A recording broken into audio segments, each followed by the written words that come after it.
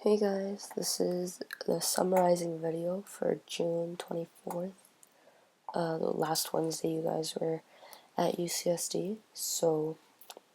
Alright, so I'm going to be going over what I taught you guys that day. What we're going to look at first is this window, which is kind of the control center of this entire thing. In this box you see the object, the contour, and the point. So the object, there's one here as a default, and there's a default color, and I'll tell you guys how to change that later. But when you look at this object, first I want to show you, if you go to type here, that this is set as a closed object. A closed object means that when you trace whatever organelle or whatever cell that you're going to look for, obviously the shape you draw is going to be closed. There's going to be no open spaces, which is why it's not checked as open. And it's not scattered either because the shape you draw isn't a point, obviously. So you keep that at closed, which is the default. Everything else you don't really need to worry about, so just leave that alone. If you want to change the color, you can always do that by going to color here. But I mean, you really don't need to do that for now. And then if you look at this box here, this is the dimensions of your sample. So the X and the Y are for how big your plane is here, and then the Z is for how thick your sample is in terms of images. Alright, so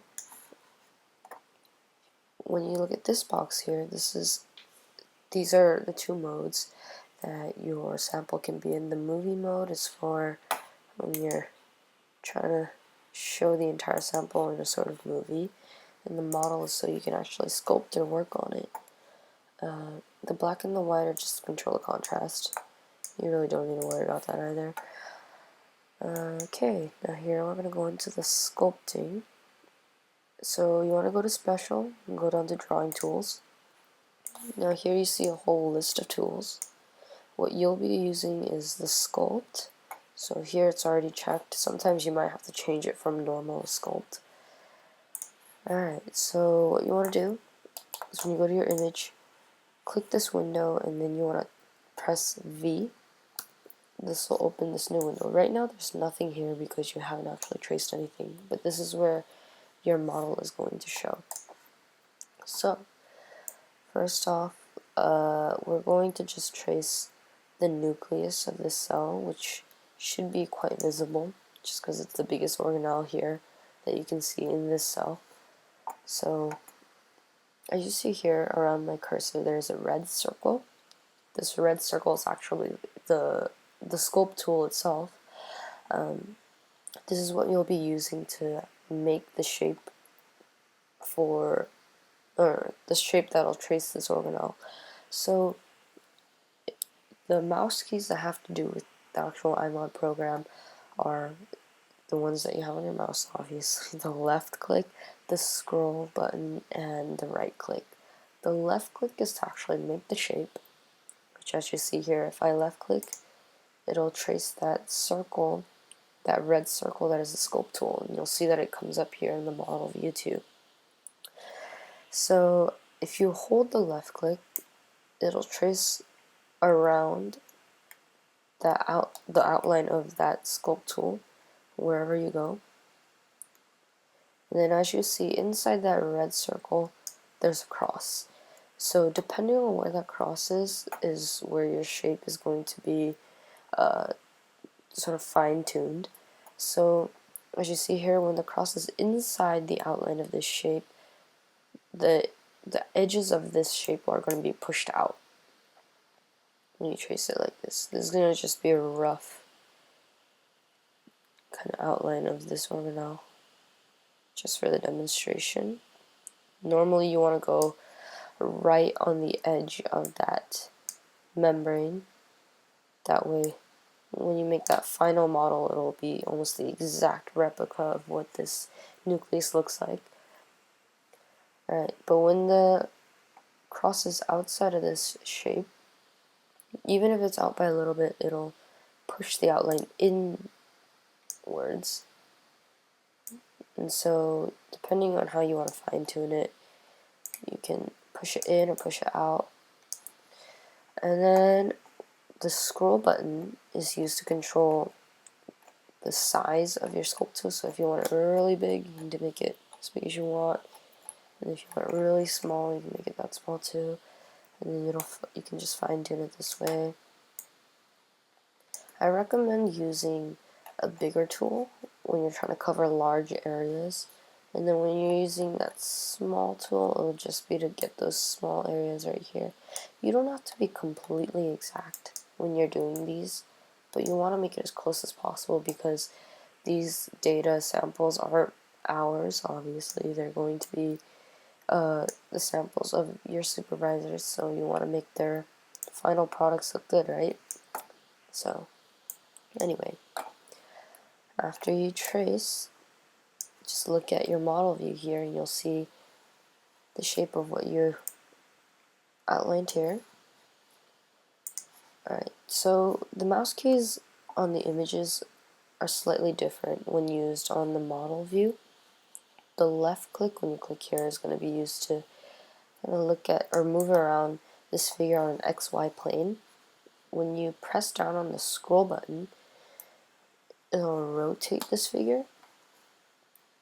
And then when you use the right click, it's to actually just go to that image. So let's say, or when you want to edit this figure, so let's say you're on a different image and you realize you made a mistake in this outline, you just right click on it and it'll take you right away to that image again, so you can edit whatever you got wrong.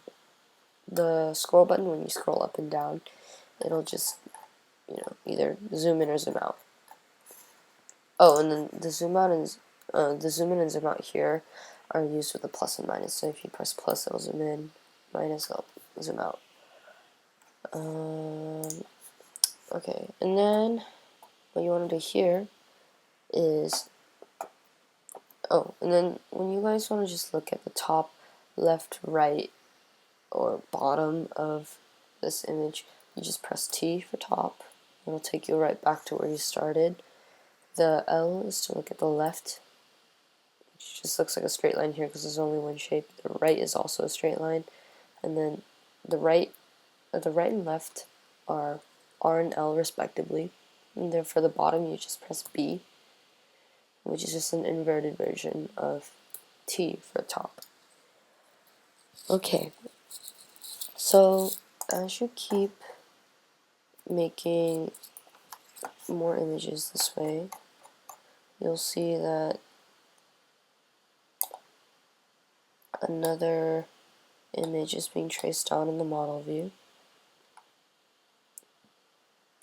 Hold on while I demonstrate this real quick. Okay, and then as you keep going to the next image and the next image, you'll see that more and more outlines are being traced. And normally you don't have to go every image like this, because the cells that you'll be doing are actually a really large scale. So you actually have to skip a bit around and stuff. And I'll tell you guys that as you keep working on these during the next few weeks. Alright, so I'll just be doing this many for now.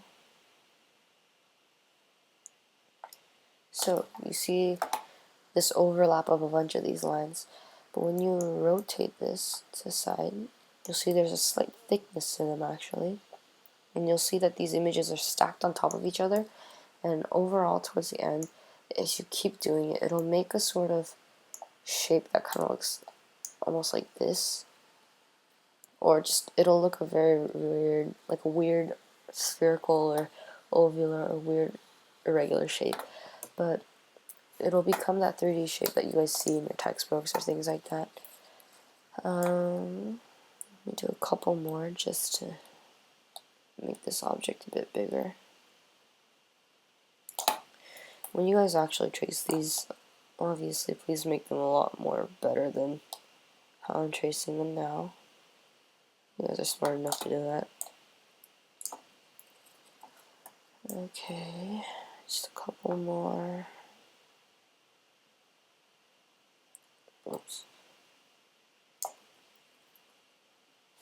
Uh-oh.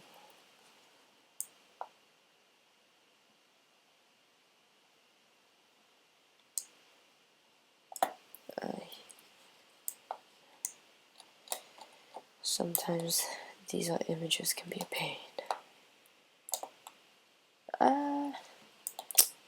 Okay. Sorry.